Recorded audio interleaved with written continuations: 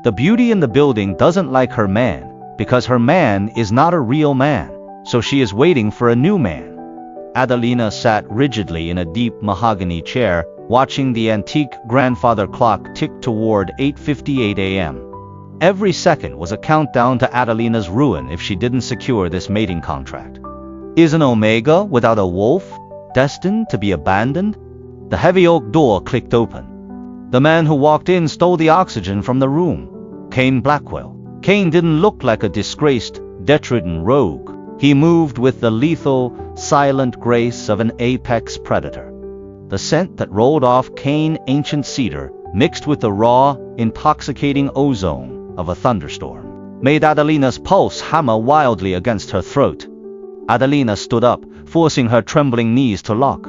Mr. Vincent. Cain froze. His piercing, dark eyes locked onto Adelina's, and for a fraction of a second, a dangerous, possessive fire flared in his irises.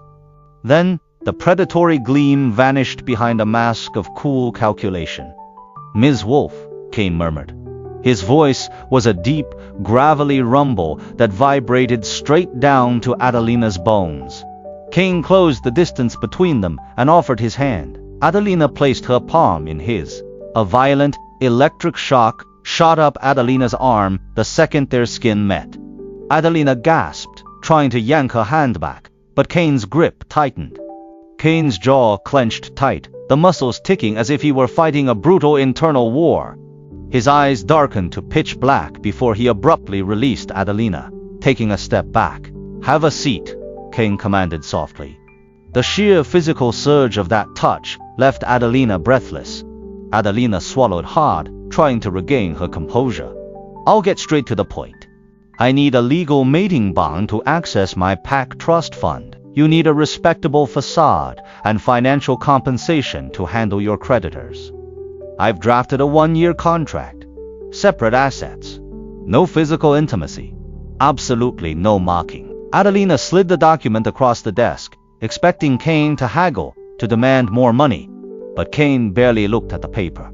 His dark eyes remained fixed on Adeline's face, then slowly traveled down from her face to look at her fair, luminous legs. Then slowly traveled down from her face to look at her fair, luminous legs. Where do I sign? Cain asked.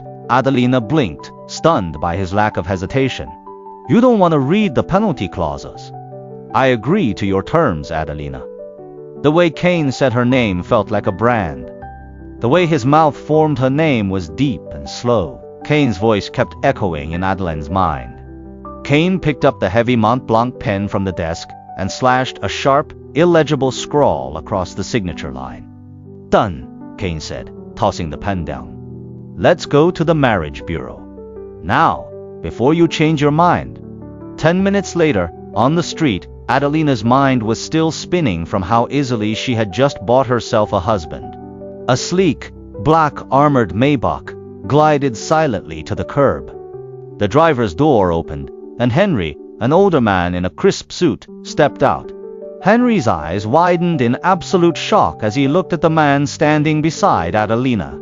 Suddenly, the air around them grew impossibly heavy. His eyes were locked on Henry with a terrifying, icy warning. Henry snapped his mouth shut. He swallowed hard, his posture instantly shifting into deep, unquestioning submission. Adelina frowned, looking from the luxurious vehicle to Cain, her new contract husband, a Maybach. I thought you were drowning in debt. Borrowed it from a friend, Cain replied smoothly, his expression unreadable. I wanted to make a good impression on my new wife. The heavy door clicked shut, carrying them toward City Hall. 20 minutes later, the ceremony was over.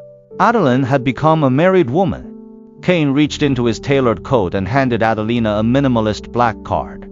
I have some matters to attend to. Babe Vincent was a moniker forced on me in the underground. A stain I am currently erasing.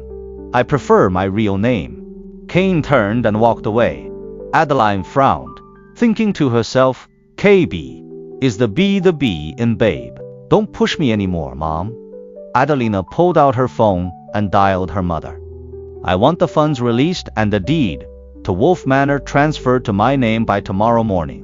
Adeline looked out the window and smiled slightly, remembering the way Cain had said her name,